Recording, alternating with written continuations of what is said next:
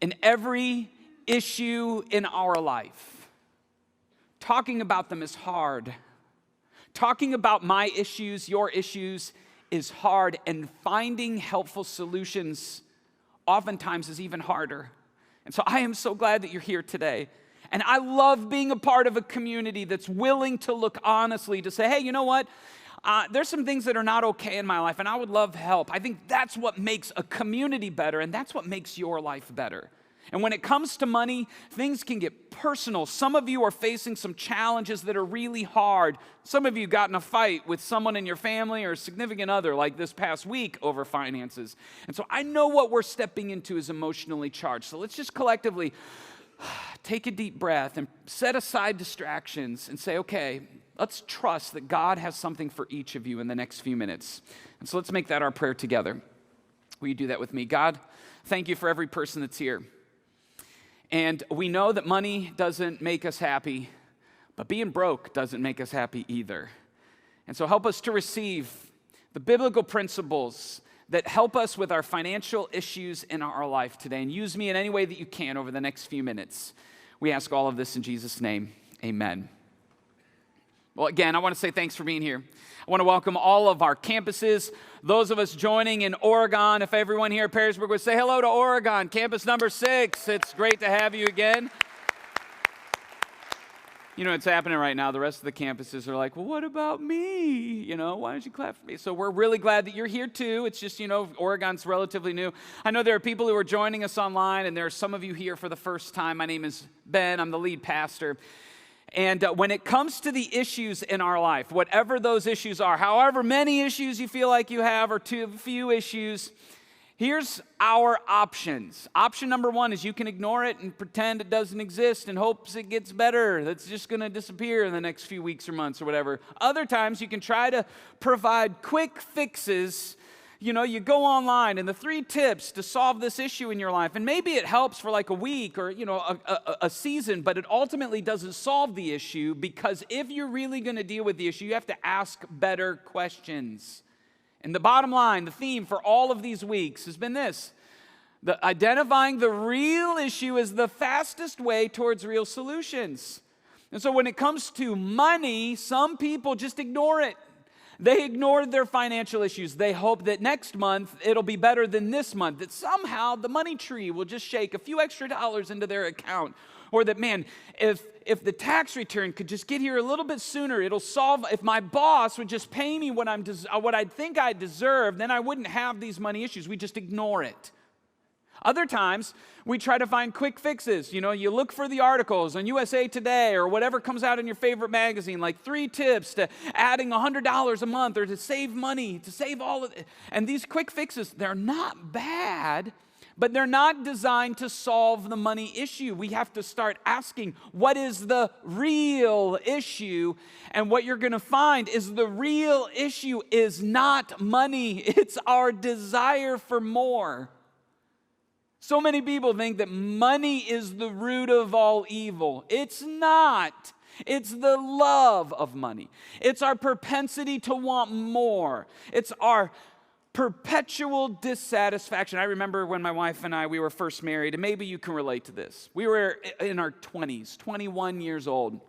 We were sitting here thinking about our quaint little apartment and our 2 or 3 part-time jobs we were holding down, and we thought to ourselves, if I could just get a full-time job, I'm thinking if I could get a full-time job, man, that would solve so much. So we would have exactly what we needed. And a few months later, I was invited into the Cedar Creek team at $23,000 a year. We were so pumped. We were thrilled to have a full-time job and benefits and all of that stuff. We felt great about it, and we never wanted anything else for the rest of our marriage. What happened? A year went by, and though we were thankful, suddenly we wanted more. I remember when we moved into our first house, same thing. It's like, oh, this is perfect. And then 2 kids come along, and suddenly what was perfect is a problem because we don't got enough space. You know what I mean? It's like, see, if you're taking notes, the real issue is this: when more drives your life, there will never be enough. Now, don't misunderstand me. I am not at all suggesting that goals and dreams and personal growth are a problem. What you see, when growth is driving our life, we're moving towards a better version of ourselves. The problem is when more drives our life. When what we want is more, there will never be enough. Why? Because more doesn't know the meaning of enough. More only knows more. It never is content. It's never satisfied. It doesn't respond to the questions like, do we have enough? Will it provide enough? Will it last long enough? It ignores enough, and it has a pesky little friend named now. It wants more now. They go together, more now. And so when we let more drive our financial decisions, it destroys our life. You will never be satisfied. Why? Because you will never have enough. And so we think, if I just have a little bit more money, then I'll be satisfied, and we want more. And this process goes on and on, even with people who have more than they need. They still want more. And so if we're going to deal, this is what's so great about this. It doesn't matter where you're at financially. This principle applies to all of us, myself included. And this isn't intuitive to us. We have to learn. We have to learn how to navigate this, because there's actually a biblical word for this. It's written about throughout the Bible. Jesus himself, all the way into the Jewish scriptures in the Old Testament. It's in the 10 Commandments. The biblical word for this is coveting. And coveting is when you yearn, desire, crave to possess. It's a hunger for more. And there are several warnings throughout the Bible that we should not let this drive our life. So, if our desire for more is the real issue, then the real solution is not less. And that's what I think some of us are afraid of. We think that what Jesus is saying is you got to be super poor and sell everything. And those are some of his words for sure. But this isn't like the solution to more isn't necessarily less. It's this. If you're taking notes, the real solution is counting the cost of more will determine what you can afford. You see, the key is you got to ask more. You've got to ask that voice inside your heart and your mind a set of questions. Look at what Jesus says. He says, but don't begin until you count the cost. That's what we need to learn how to do. For who would begin construction of a building without first calculating the cost to see if there's enough money to finish it? We've got to ask some questions to this desire for more. Why? Otherwise, you might complete only the foundation before running out of money, and then everyone will laugh at you. They would say, this is the person who started that building and couldn't afford to finish it. Why couldn't they afford to finish it? Because they were letting more ignore enough. And when we let our voice for more ignore what we can afford, we will end up with a fraction of the life that we want and that we were designed to live. Why? Because your desire for more will head down the road, and all you'll have is a foundation and nothing left to show for it. You'll have spent all that you can afford on the more instead of what is enough in your life. So we need to learn how to count the cost. In fact, I've taken that word cost and I've broken it into 4 questions. For example, if you're trying to ask yourself, does God want me to spend money on X? A new Jeep Wrangler. I'm dreaming about those these days. Or like a big screen TV, or as practical as a new house, or something in your regular budget. Here's a set of questions. And man, this is so great. If you are a teenager or in school, I'm telling you, just listen to me for a minute. If you could learn this now, I promise you, if you could learn how to just keep that voice for more in check with these questions, it will set you free for the rest of your life. It'll save you so much heartache. Man, so the first C, the first letter, the first question, it revolves around our cash. See, Jesus is not anti-money. In fact, Jesus is not anti-prosperity. Jesus is anti-more driving your life because he knows it'll destroy it. He knows it'll become a master, and that master could care less about you. We think it cares about us. We think it'll make us happy, but it's bogus. Jesus cares about you. That's why, he came and gave his life for us. So the first place we need to begin is counting the cash. Look at what Jesus says. Don't begin until you count the cost. He goes on in the next verse, for who would begin construction? I know, we've just read this, but just look at it again, right? Construction of a building without first calculating the cash to see if there's enough money to finish it. That's the New Living Translation with me inserting the word cash. So instead of the NLT, it's the BLT. Tastes even better. We got to count. We got to calculate the cash. This is the question that's got to come with this.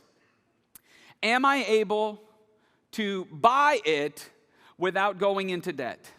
Do I have enough money to buy it, whatever it is, without going into debt?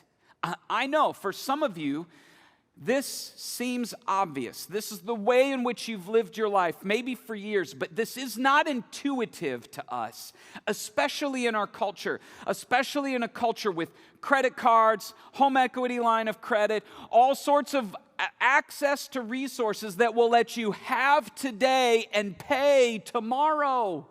And so we fall under the illusion that, well, I can afford this now. And I don't know if you've heard this or not, but take a credit card statement.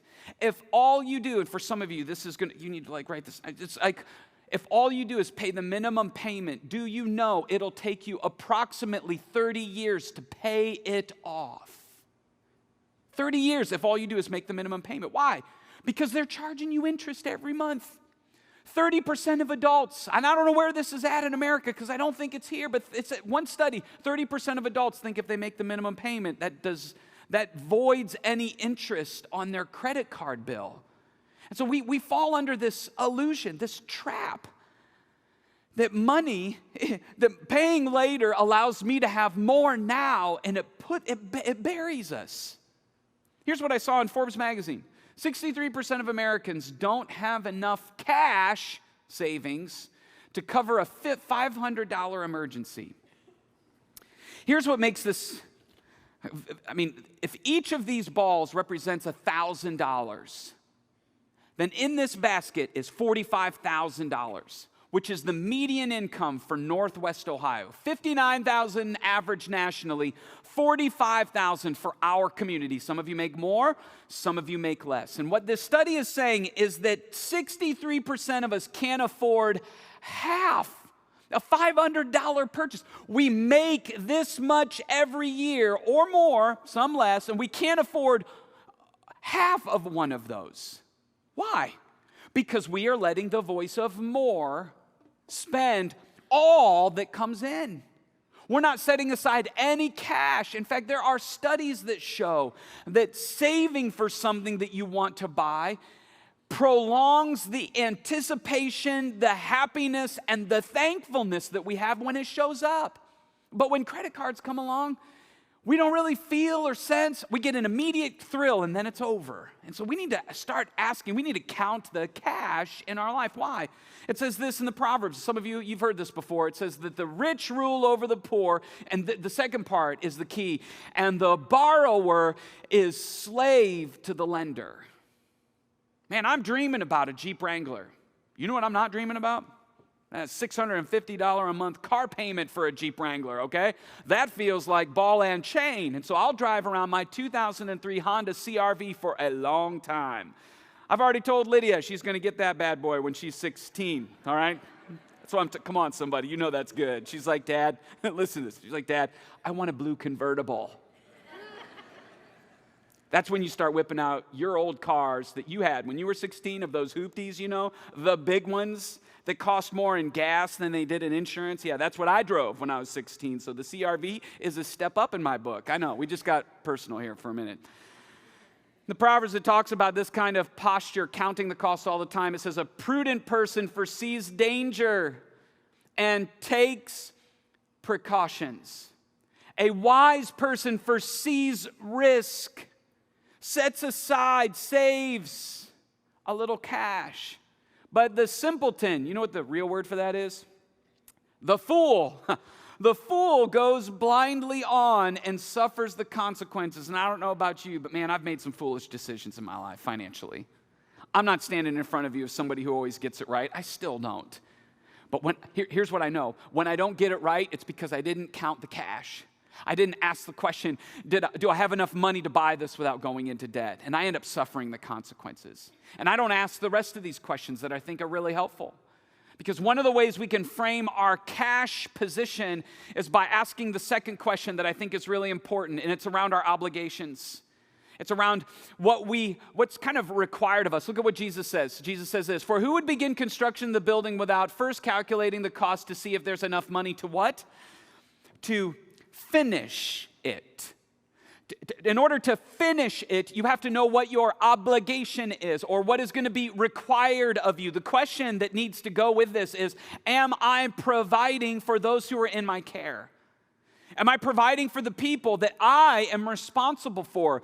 If you are single, you are responsible for yourself. Are you providing for yourself adequately? If not, you've got to find ways to do that. If you have kids, single with kids, are you able to provide for them? And man, I know there are some of you single parents, it's a struggle.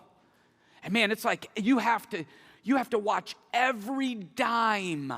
And so I know that for some of you, this is tough. It's hard, and you're not able to do all of the things that you want to do.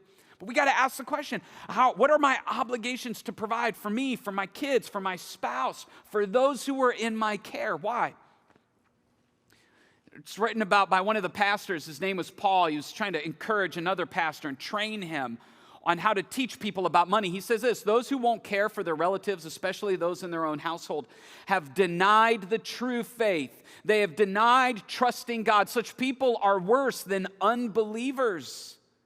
Now, it makes it sound like being an unbeliever is the worst person on the planet. I think what he's trying to communicate is this. When followers of Jesus, when people who say they believe in Jesus allow the voice of more, or they put the desire for their own happiness ahead of their obligations to the people in their family, the people that they're supposed to provide for in the way that they're supposed to provide for them, when they put their desire for more ahead of that, it is as if they have rejected God. That's serious. And so we should take this question seriously. Do we have enough cash to buy it without going into debt? And number two, can I buy this while still providing for those in my care? Do we have enough resources to do this? This is why the budget is so important. So many people think that budgeting is for people who are bad with finances. Can you flush that thought? Do you know what a budget is? A budget is a way to protect us for where we are most vulnerable. You see this? This is a knee brace. You see this on your favorite football players. Like right now when the Browns finally win a game. Come on, somebody. I think that's the first time in Cedar Creek history we're celebrating a Browns clap, okay? It's a big deal. Thank you. That means a lot. I was watching it on the flight back from Alabama. You can watch live football on a flight. It's unbelievable. I'm fist pumping in the flight. Anyway, sorry. You see your favorite football players wear this. Why? Because their knees are vulnerable. They got all of this weight and muscle, and they're pushing it around, and they're being pushed against the same way that you're being pushed against, and you're trying to move around financially in our culture. And what this does is it provides support where they are vulnerable. It provides support when the knee can't do what the knee was designed to do. And so what a budget does is it provides the external structure that protects us from the voice of more in our life. If you've never been taught how to budget, if you've never learned about the freedom that it can bring your life financially, man, we have groups at every single campus who would love to help you begin to find freedom there. And I promise you, I'm telling you, I have too many stories of people who've gone through Financial Peace University, and it seems hard and it seems a little intrusive at first, but when they complete that, man, they are smiling and they become like financial freedom advocates because they know how much it has changed their life. Because if the answer to the first question, do I have enough cash to buy this without going into debt, is yes, and the answer to the second question is, am I continuing to provide for the people who are in my care? If the answer is yes, you have freedom to make financial decisions without feeling like it's going to be an issue in your life. You got to ask the next question that I think is internally important. This is where Jesus starts to build his case. The next one is around significance. On a fundamental and practical level, you just got to ask, is it worth it? That's one of the questions I put in your notes. Is it worth it? Why? Because Ben Snyder is susceptible to the deal of the day. And you know what I go, man, that's a deal. It's worth it, but is it worth it to me? Is it going to provide what I need? I have a long list of things that I have thought in the moment impulsively was going to be worth it. One of those that you've heard me say before was that camera bag that I bought on eBay for such a great price, and I showed up as a purse. It's embarrassing. If you've never done that, man, I've got issues. And so I got to ask the question, is it worth it? If I could slow down the impulse to buy because I may have enough money and I may be providing for people in my care, it'd save me a lot of embarrassment, and it'll save you some heartache too if we were to just ask that question, is it worth it? And I think for those of us who follow Jesus at a deeper spiritual level, we got to ask this question, am I finding my significance in God more than this? That's the other question that we've got to ask. Are you finding your significance in God more than this? Because sometimes we try to allow or invite money to play a role that only God can play in our life.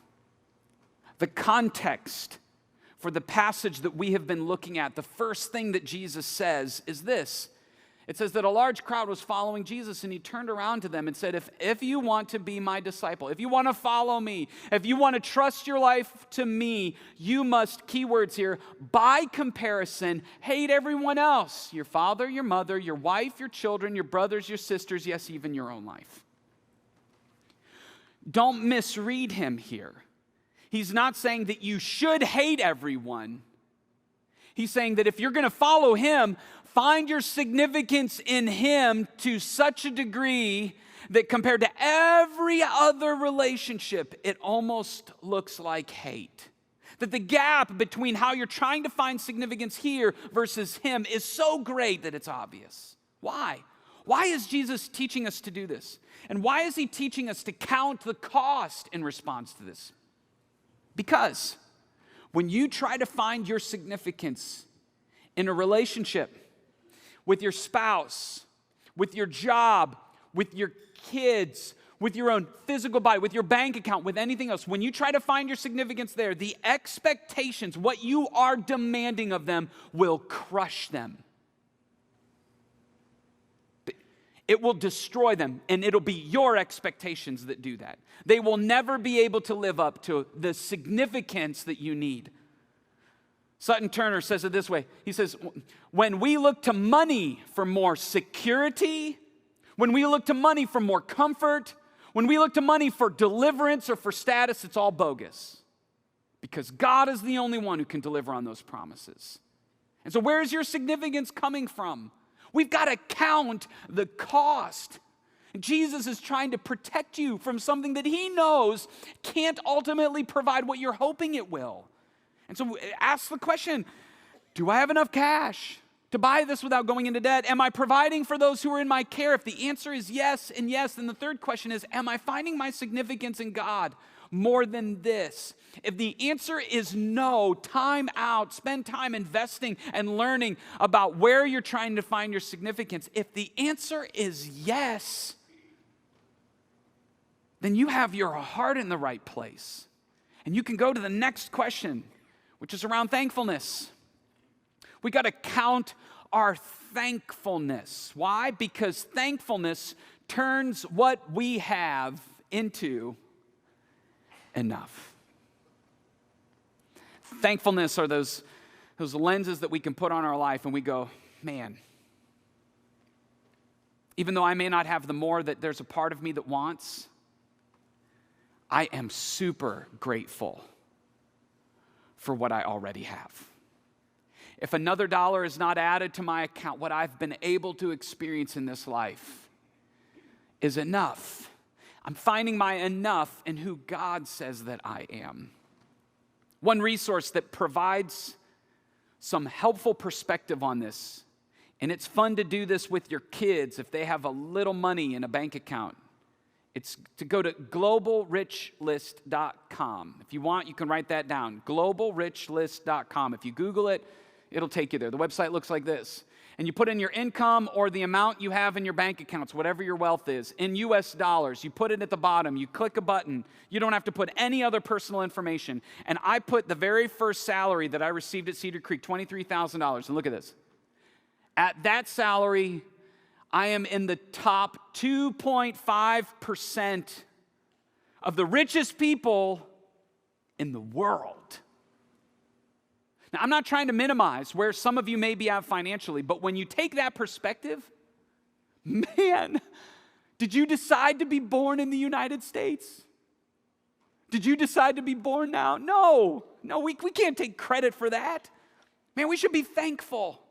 We should allow that to change our perspective on our life. The question that we need to ask when it comes to thankfulness, ironically, is this: am I continuing to be generous? Some of you are like, I thought he wasn't going to ask us for money. I'm not asking you for money. I'm asking, are you generous? Why? Because thankfulness is something that cannot be taken, it cannot be bought, it cannot be borrowed, it can only be given. Generosity and thankfulness go hand in hand. Thankfulness is when you open up and you say, man, you give voice. You are generous. Those are two things that go together. Look at what it says in the Psalms. It says, let them give thanks to the Lord for his unfailing love. We don't take it, we give it. It's something that we express with our words, with our lives, and with our finances. And when we are content, when we are thankful, our hands begin to open up because what? We have enough. So we give thanks to the Lord for his unfailing love and his wonderful deeds for mankind. And this is why I picked this verse. For he satisfies the thirst and fills the hungry with what? With good things. So here's the freedom that this begins to provide. If you have enough cash, if the answer is yes to the first one, I have enough cash to buy this without going into debt. And if the answer to the second question, are you providing for those who are in your care, is a yes. And if the answer to the third question is, am I finding my significance in God more than this? Is it worth it? If the answer is yes there. And are you continuing to be generous? If the answer is yes there, then enjoy the good gifts that God has given you. Too many times I purchase things and I don't take the time to enjoy and be thankful for them. You know what's happened when I do that? I've let the voice of more move me away from the enough that's in front of me to whatever is next. And so, man, when you do that, when you begin to put all of that together, wow, it changes the way we look at the stuff in our life. And we no longer let the voice for more lead us places that trap us. Here's the truth. You don't have to take my word for it. There are people at your campuses right now who could tell you their story. When we picked a young couple to share a little bit of their perspective, I want you to listen to how their counting the cost has set them up for financial freedom. Let's watch. We got married and immediately moved out to California and quickly found out how expensive it is to live in California. And it was a little difficult because we focused more, I think, on having fun and just kind of enjoying life. Eventually, we figured out it was very, very difficult to live on that sort of a budget. Right. And it definitely put a strain on our new marriage and us as individuals. It was something we had to worry about. My sister and brother-in-law came out to visit us, and I wasn't working at the time because we thought I wouldn't have to work because he would be making enough money. We quickly found out that that was not the case. I was struggling to find a job. We were living in a condo that was probably more than we could afford. So they came out to visit us and wanted to go see LA, and we didn't have the money to go. And I remember just crying to my sister. I was so embarrassed. I was upset because I really wanted to go see it too, and we just didn't have the money for it. And after that is when we realized we have to change. We have to do something different. So we looked into Dave Ramsey and Financial Peace University, and we scrounged up the $90 it took to buy the kit, and it came in the mail, and we just started going through it, and it's really amazing that our financial situation didn't really change, but once we were more intentional about how we were spending our money and where it was going, we realized we did have enough. What we thought wasn't enough actually was. We were just being irresponsible. And so now, 10 years into our marriage, we're still doing the cash system, and it's incredible to see where your money goes, I guess. You know, you don't realize how much you nickel dime yourself until you're in the red, and that can be a scary time, especially for us. We have little kids. We do weekly, sometimes budget meetings. We love it. We grab like a bowl of ice cream, sit down around the computer, and we go over things. And what's so great is your money is going to constantly be changing as far as what you want to spend it on or where it needs to go. So when you sit down together, you can hold each other accountable to what you spent it on. If you overspent, maybe if you need to up one budget and you need to lower another, and you can work through that together as a team. And it's kind of a peace that comes from knowing that we've really spent the money before the month even starts. And so it kind of takes the pressure off of, you know, those buying decisions throughout the month. When we first started, we didn't have any luxury budgets. It was spend the least amount of money you can because we're barely making our bills this month. So we've come from one extreme to the next, and I truly believe it's because we've always just told our money where it's going to go, and we've always tithed on our money. As you budget, it allows you to, you know, set money aside for the things that are most important. And, you know, for us, we see the church and the vision and mission of Cedar Creek Church in particular as just an extremely important thing for us to get behind. And we want to worship God with that giving, and to make sure that we're putting God and the kingdom and the impact that we're going to have with our finances first. So when we budget, that's the very, very first thing we do. I grew up with the understanding that this money was not my own, that it was a gift from God. Growing up paycheck to paycheck, I saw that God always provided every single week. We got new school clothes. We always had, you know, food in the fridge. We got to go to movies and things like that. So for me, trusting God with my money, his money, was never an issue. It was just, he will provide for today, and I'm not going to worry about tomorrow because it has enough worries of its own. So, and I know that sounds so cheesy, but it is true, and he always, every time, came through. And even at our lowest point, we always tithed. And I definitely don't believe in a prosperity gospel by any means, but I do believe that he will bless you for being faithful and obedient. We feel extremely blessed that God has, you know, showed us the principles and things that he has, because, you know, Kaylee and I think it's contributed to just a stronger marriage for us and a better relationship. I'm just thankful that, you know, we've been on the same page with a lot of this stuff, and it's really helped us, you know, to not worry about that and to focus on other things.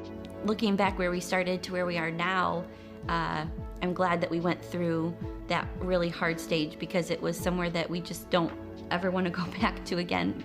With that said, though, I don't believe that it's made us live in fear, or it has not made us live tight-fisted with our money. It's actually allowed us to kind of just realize that it is not our money, and we are able to be good stewards of it. But when the time comes and we need to share, we love doing that. I think God has definitely blessed this journey for us. At all of our campuses, would you just put your hands together to say thanks to Rankin and Kaylee?